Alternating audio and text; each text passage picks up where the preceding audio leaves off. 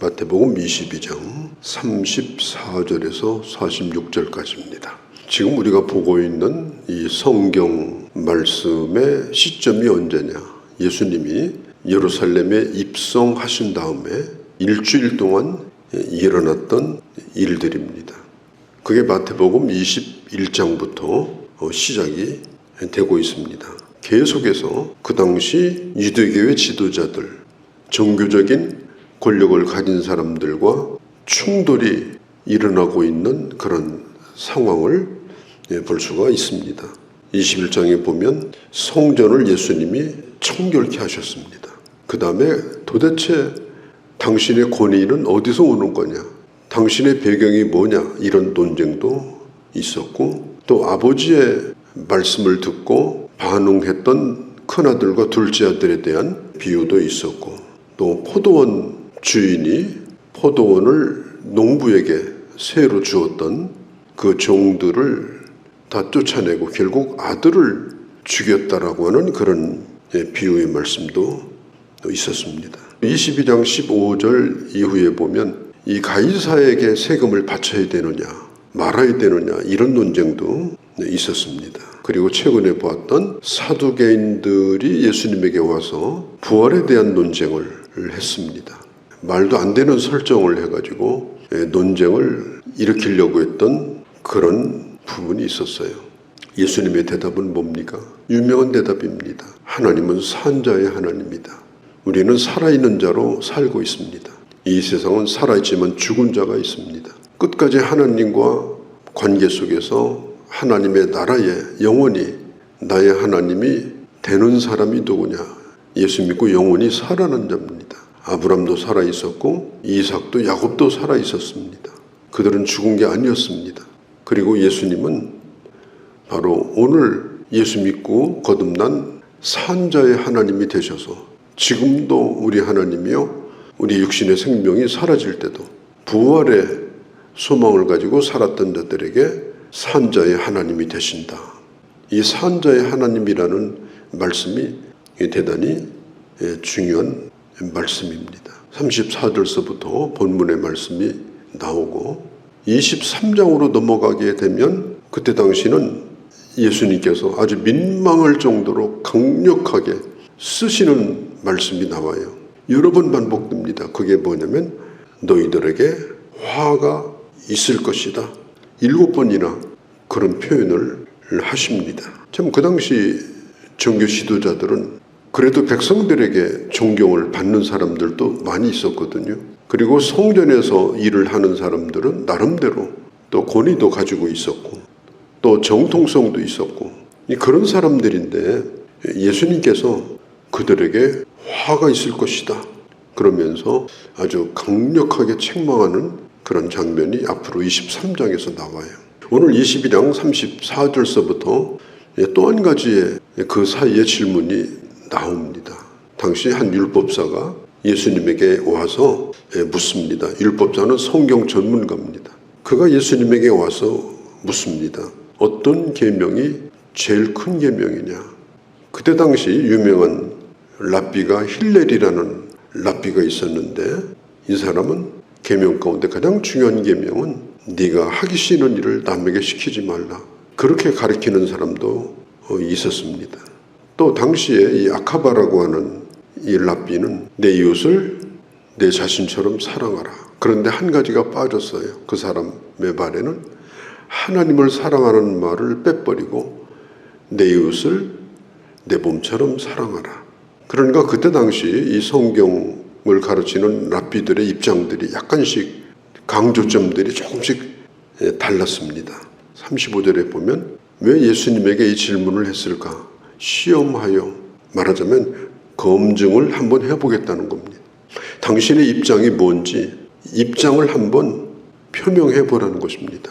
지식이 아주 미천한 별 볼 일 없는 그런 사람으로 만들어 버리려고 예수님의 권위를 떨어뜨려 보려고 이런 질문을 던졌을 가능성이 많습니다. 그리고 어떤 거든지 어떤 주장을 하게 되면 꼭 반대편이 있게 돼 있어요. 그건 아니고요. 반론을 제기하는 사람이 나오게 돼 있거든요. 아마도 예수님을 따르는 사람들 앞에서 편을 가르는, 다 따르지 못하도록 아마 의도가 있었을 것입니다. 첫 번째 되는 계명이 뭐냐 이렇게 물은 겁니다. 그때 주님 대답이 너의 모든 것을 다하여 하나님을 사랑하라. 그리고 두 번째는 이것인데 너 자신을 사랑하듯 이웃을 사랑하라. 이것은 구약성경 전체의 강령이다. 이 강령이라는 말은 본래 헬라어 뜻에는 매달려서 끌려온다 이런 뜻이에요.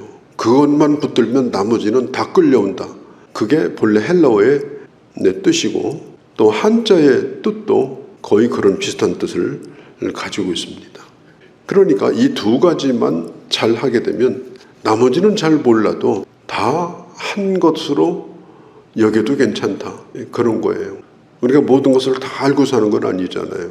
그러나 인간이 해야 될 기본 도리나 그런 기본 원칙들을 지키고 살면 그냥 다른 것들은 우리가 잘 몰라도 별 문제가 없어요. 반대로 말해서 아주 세세한 것은 뭐 꼬치꼬치 얼마나 까다롭게 따지고 그러는지 몰라. 그런데 진작 얘기를 해보면 중요한 것은 모르고 있는 사람이 있어요. 정말 중요한 것은 몰라. 그러면서 따지기만 하는 사람이 있어요. 그런 사람들은 답답한 거죠.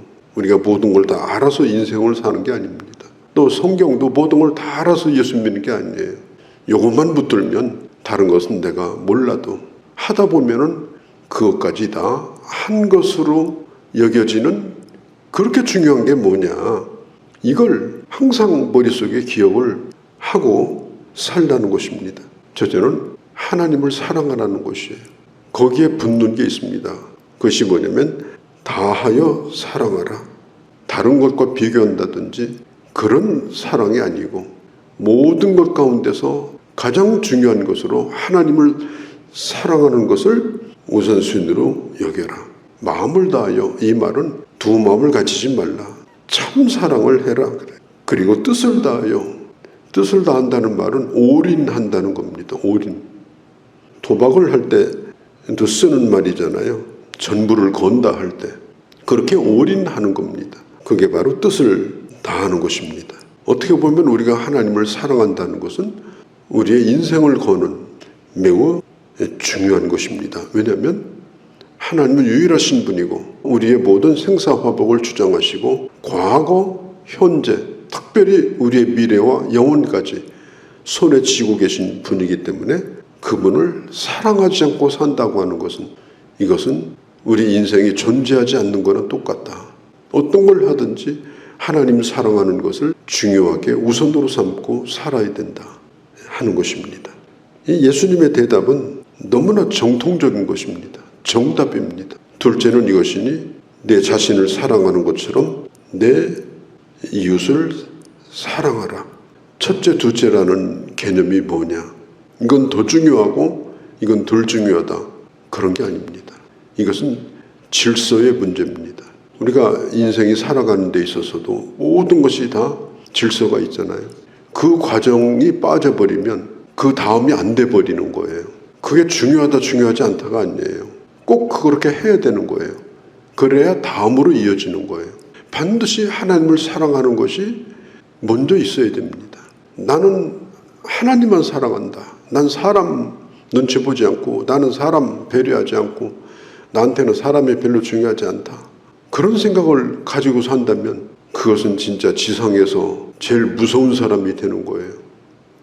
우리가 지금 중동 지방에서 이 모슬렘 원리주의자들이 저지르는 그 종교적인 아주 무서운 이런 행위들을 보지 않습니까? 그 왜 그런 거예요? 자기 신에게는 충실하지만 나는 인간은 중요하지 않다.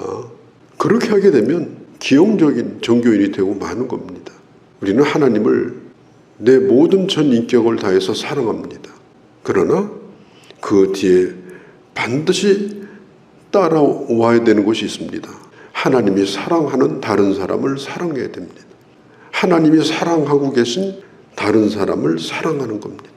그 사람을 사랑하는 것이 하나님을 사랑하는 거예요. 또 하나님을 사랑한다는 말은 그 사람들을 사랑한다는 말을 포함하고 있는 것입니다. 이것은 수직과 수평이 교차되는 거예요. 수직적으로는 하나님을 사랑하고 수평적으로는 사람을 사랑하고 또 이것이 결국은 결합이 되어서 십자가가 되는 것이고 어떤 건 빼고 어떤 건 해야 된다 이런 것은 아니에요. 우리는 두 가지를 다 중요하게 생각합니다. 하나님을 사랑하는 자는 반드시 사람을 사랑해야 된다.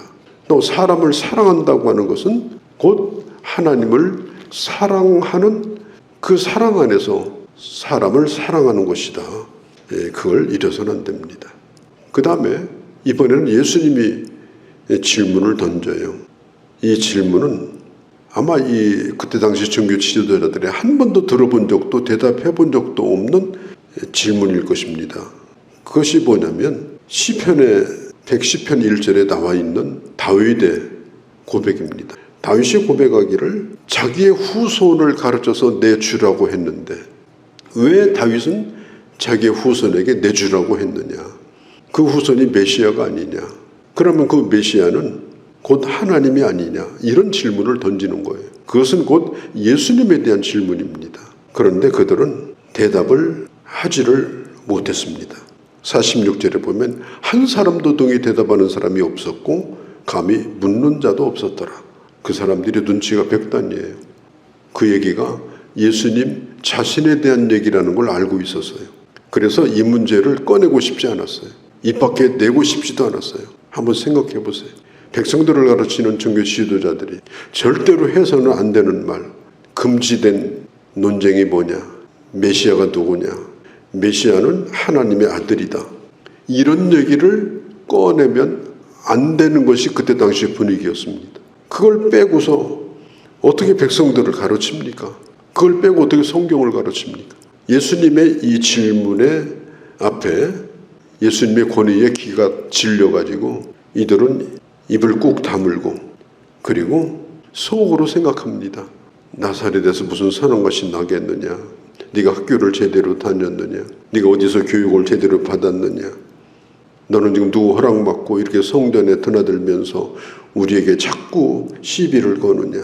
그러면서 종교적인 교만에 빠져서 내가 저자를 반드시 죽이리라. 예수님을 죽이기로 더 작정을 하는 생각을 이 사람들이 결국은 가지게 된 것입니다. 정말 안타까운 일입니다. 우리는 하나님의 질서 속에서 살아가고 있습니다. 어떤 것이 중요하냐 덜 중요하냐가 아니라 어느 한 가지라도 빠지면 질서가 깨어져 버리고 모양이 되지 않고 또 정상적인 삶이 되지 않는 것입니다. 하나님을 사랑하고 이웃을 사랑하는 것, 이것은 하나로 묶여 있는 것이고 결국은 하나를 말하는 것입니다. 깊이 새기고 순종하며 살아가는 그런 우리가 되어지기를 바랍니다. 거룩하신 우리 아버지, 주님이 예루살렘에 입성하셔서 일주일 동안 끊임없는 논쟁에 시달리며 그들의 함정, 그들의 시험에 걸려들지 않고 지혜로운 대답을 통하여 하나님의 나라의 비밀을 가르쳐 주셨던 예수님의 말씀을 저희가 깊이 묵상하고 있습니다. 오늘도 저희들 나는 하나님만 사랑하지만 나는 사람은 별거 아니라고 생각하든지 내게는 하나님은 없고 나는 사람만 사랑하겠다든지 그런 오류에 빠지지 않게 하시고 하나님의 주신 질서 속에서 이것을 하나로 묶어서 온전히 순종하며 건강한 하나님의 사람의 삶을 살아갈 수 있는 그런 저희가 되도록 지혜를 주시고 깊이 깨닫고 행하는 그런 은혜를 저희들에게 베풀어 주시옵소서. 우리 주 예수님의 이름으로 기도하옵나이다. 아멘.